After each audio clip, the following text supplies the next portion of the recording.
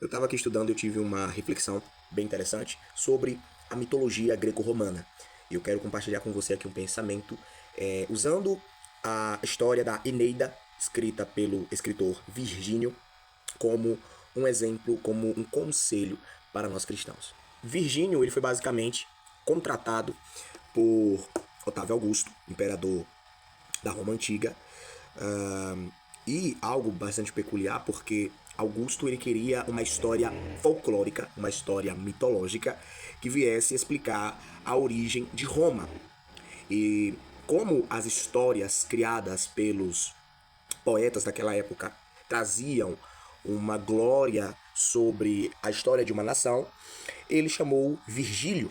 E Virgílio ele faz uma história com um personagem principal chamado Enéas. E basicamente essa história ela é a continuação da Ilíada e da Odisseia, que são poemas épicos escritos por Homero. E após a guerra dos troianos e os gregos venceram os gregos então tocam fogo em Troia. E quando eles tacam fogo em Troia, acontece algo muito peculiar.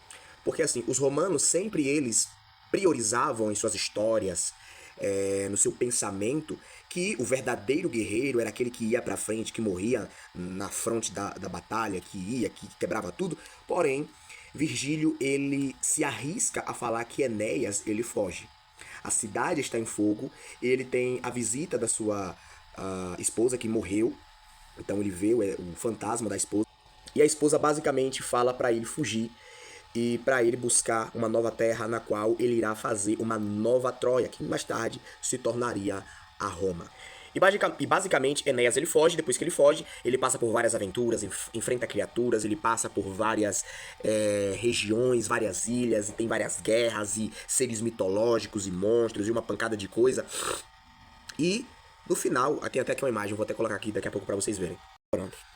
Aqui tem o título Fuga de Enéas de Troia por Federico Barocchi, né, 1598. Nós vemos aqui Enéas segurando o seu pai.